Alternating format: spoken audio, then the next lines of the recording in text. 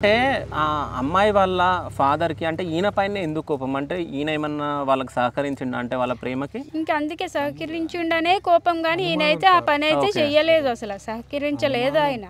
అంటే వాళ్ళది వాళ్ళే పెళ్లి చేసుకున్నారు. వాళ్ళకి వాళ్ళే పారిపోయారు, పెళ్లి చేసుకున్నారు. అవన్నీ మాకైతే సంబంధమే లేదు, ఇంటోళ్ళకి తెలియని కూడా తెలియదు ఆ విషయం గురించి.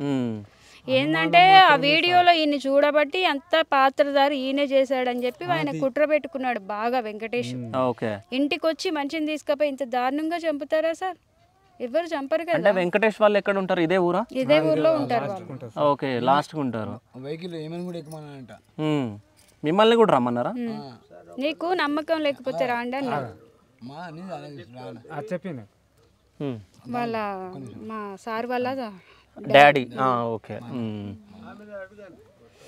అడిగినాక నిన్ను కూడా ఆగండి, చెప్తాం ఇక్కడ. అంటే వీళ్ళ ప్రేమించుకుంటున్నారా అని మీకు ముందు నుంచి తెలియదు, అంటే మీకు 9 తారీఖే తెలుసు. అంటే అంతకు ముందు తెలుసు, మాకు తెలిసినా మేము బెదిరించినాము, ఆయనకు వద్దని చెప్పినాం మేము, వద్దని చెప్పినాం మేము. అంతకు ముందు నెల ముందు గొడవ అయ్యింది, పోలీస్ స్టేషన్ లో కంప్లైంట్ అయ్యింది వాళ్ళిద్దరి మీద. ఫస్ట్ వెళ్ళిపోయారు, వెళ్ళిపోయి గొడవ అయిందని చెప్పినా కదా సార్.